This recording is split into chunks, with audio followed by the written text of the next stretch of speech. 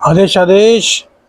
मेष राशि वालों, गुरुदेव वक्री हो रहे हैं 9 अक्टूबर को और 4 फरवरी 2025 तक यह वक्री रहेंगे। तो आपकी राशि पर इनका क्या शुभ प्रभाव होगा? देखिए, पहली बात तो ये कि गुरुदेव का वक्री होना अच्छा नहीं कहा जा सकता, लेकिन चूंकि ये आपके सेकंड हाउस में वक्री हो रहे हैं तो आपको लाभ तो भैया ये दे करके ही जाने वाले हैं। जब भी शुभ ग्रह वक्री होते हैं तो वो अपना बुरा प्रभाव डालते हैं, जबकि अशुभ ग्रह जो क्रूर ग्रह कहे जाते हैं वो वक्री होते हैं तो उनका अच्छा प्रभाव आपके जीवन पर होता है। देखिए, गुरुदेव सेकंड हाउस में बैठे हैं और आपके नाइन्थ हाउस के और 12th हाउस के लॉर्ड हैं। तो 9th और 12th हाउस के लॉर्ड सेकंड हाउस में वक्री हो रहे हैं, तो वक्री होकर के ये ताकतवर हो जाएंगे। शुक्र की राशि में है, इनका प्रभाव बहुत ज्यादा बढ़ जाएगा और ये एक घर आगे और एक घर पीछे का आपको रिजल्ट देंगे। तो सबसे पहले तो आपके अंदर का कॉन्फिडेंस जागृत कर देंगे। अब तक आप देख रहे थे ना कि आपके अंदर जो भाग्य का बल था वो आपको नहीं मिल पा रहा था। जो विदेश के आपके कार्य थे वो भी कहीं ना कहीं अटक हो रहे थे, जबकि ना तो आप पर शनि की 7.5 है और ना ही आप पर कंटक शनि चल रहे हैं। बावजूद इसके भाग्य का साथ ना मिलना, धन की कमी रहना, क्योंकि शुक्र की राशि में कभी भी बृहस्पति ज्यादा अच्छा प्रभाव नहीं देते। बृहस्पति की राशि में शुक्र बहुत अच्छे रहते हैं। तो अब ये वक्री हुए हैं तो सबसे पहले तो कहीं ना कहीं आपको सम्मानित ये करा सकते हैं आपकी एबिलिटी के अकॉर्डिंग। इस गोचर काल के दौरान देखिए, लंबा समय है 9 अक्टूबर से 4 फरवरी तक का। तो इन जो एक सैकड़े से ज्यादा का समय है, यानी कि 100 दिन से ऊपर का जो समय है, इसमें आपकी प्रतिभा निखरेगी, आपका मान सम्मान बढ़ेगा, आपके अंदर की जो एबिलिटी छुपी हुई थी, जो आपके व्यक्तित्व में कमी आ गई थी। फॉर एग्जाम्पल, आप बहुत कुछ कर सकते हैं, इतनी एबिलिटी आपके अंदर है।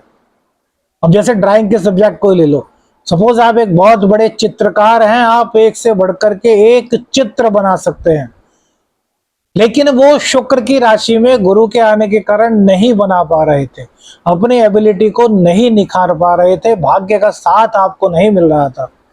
वही कहावत होती है ना कि यदि भाग्य साथ दे तो वो व्यक्ति भी बहुत कुछ कर लेता है जिससे बहुत कम आता है, और भाग्य साथ ना दे तो बहुत कुछ आने वाला व्यक्ति, इसको बहुत कुछ आता है, वह भी बहुत कम, जिसको ज्ञान है उस व्यक्ति के सामने खुद को लज्जित सा महसूस करता है, क्योंकि वह अपने ज्ञान का प्रदर्शन कर ही नहीं पाता। तो अब अपने आप ज्ञान का प्रदर्शन करेंगे, यह बृहस्पति देव का आपको वरदान मिलेगा।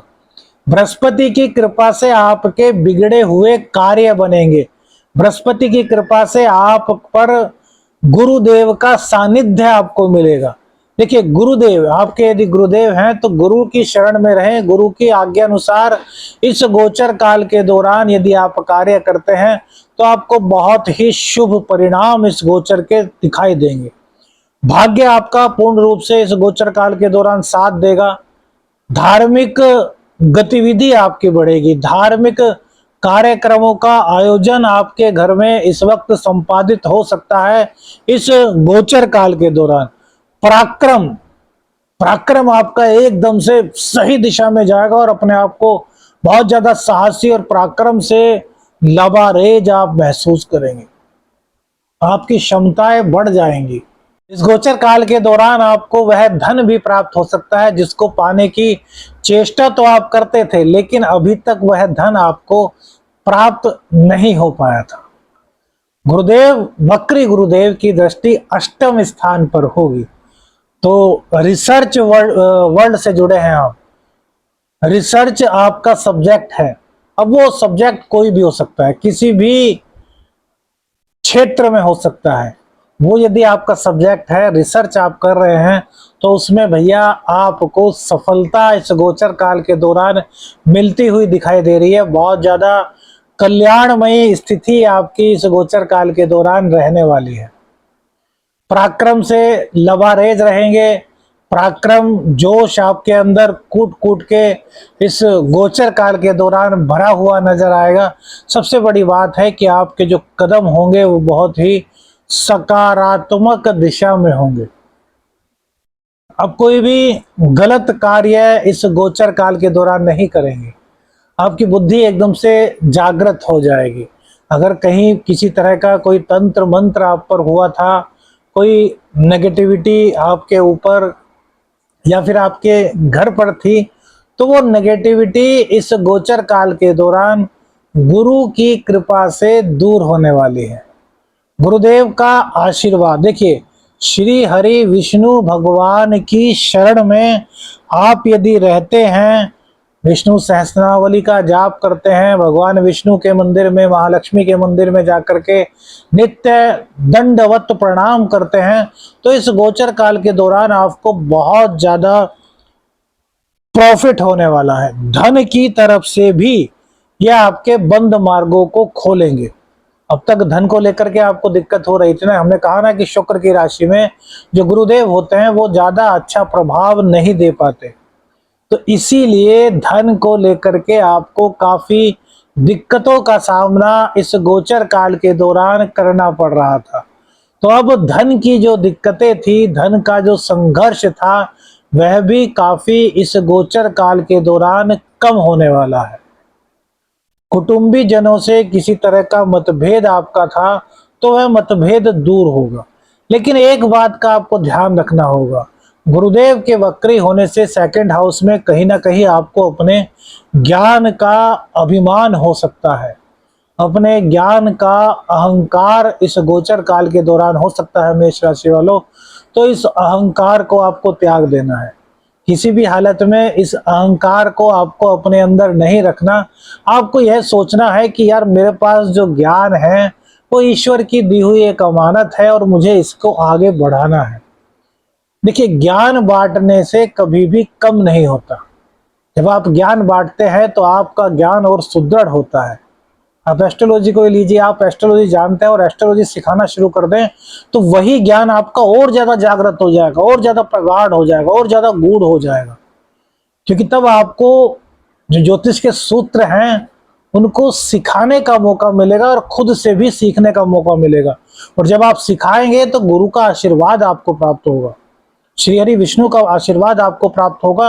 और जो चीजें आपसे अनछुई थी अब तक, सूत्र वही हैं, लेकिन उन सूत्रों में भी बहुत गूढ़ रहस्य होते हैं। तो जब आप उन सूत्रों को सिखाएंगे अपने स्टूडेंट्स को, तो वो जो अनछुए पहलू थे वो आपके निकट आ जाएंगे।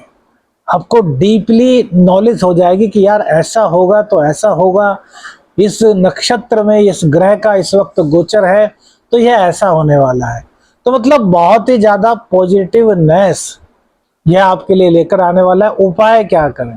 देखिए, उपाय तो हम वैसे शुरू में ही बता चुके हैं। श्री हरि विष्णु भगवान और महालक्ष्मी के मंदिर में नित्य प्रति जाएं। नित्य प्रति नहीं जा सकते तो प्रत्येक बृहस्पतिवार को जाएं, दर्शन करें। पुरुष हैं तो दंडवत प्रणाम करें, और आप स्त्री हैं तो अपना मस्तक ही केवल जमीन पर रखें। स्त्रियां दंडवत प्रणाम नहीं कर सकती, स्त्रियों के वक्ष धरती को स्पर्श नहीं करने चाहिए, धरती इस चीज को सहन नहीं कर सकती।